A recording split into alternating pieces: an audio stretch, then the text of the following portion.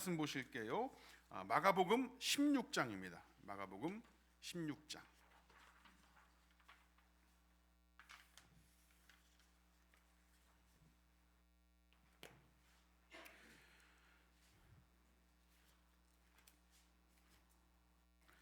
마가복음 16장 7절.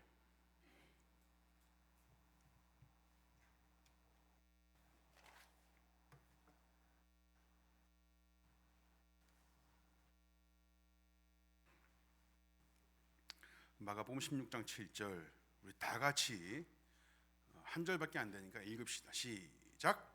가서 그의 제자들과 베드로에게 이르기를 예수께서 먼저 갈릴리로 가시나니 전에 너희에게 말씀하신 대로 너희가 배우리라 하는지라. 아멘. 아멘. 네, 제가 설교를 할 때 이게 유튜브로 송출이 되다 보니까 유튜브로 정말 부득이하게 예배를 그거로 이제 드리려고 하는 분들이 계셔서 이게 잘 실행이 되는지 안 되는지 그런 부분들도 이제 늘 판단을 합니다, 실시간으로. 그래서 제 폰으로 영상을 띄워놓고 이렇게 설교를 하거든요.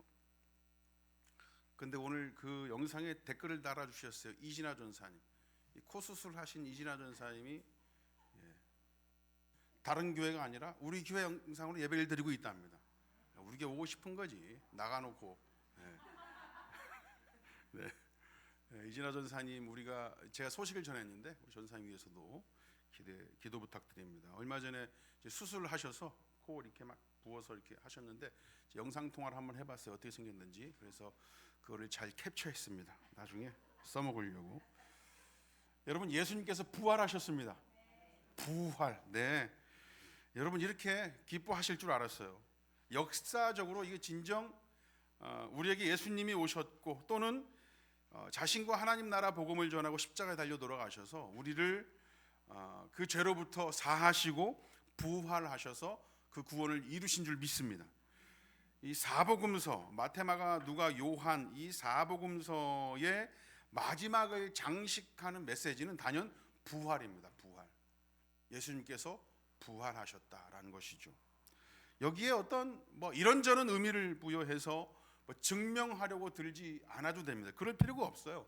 복음서에 보시면 예수님께서 여러 번 계속해서 자신이 고난을 당해서 죽고 부활하실 것이라는 사실을 가르치셨거든요.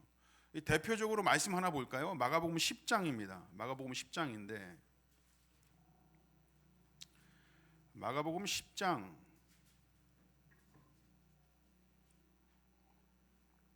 33절.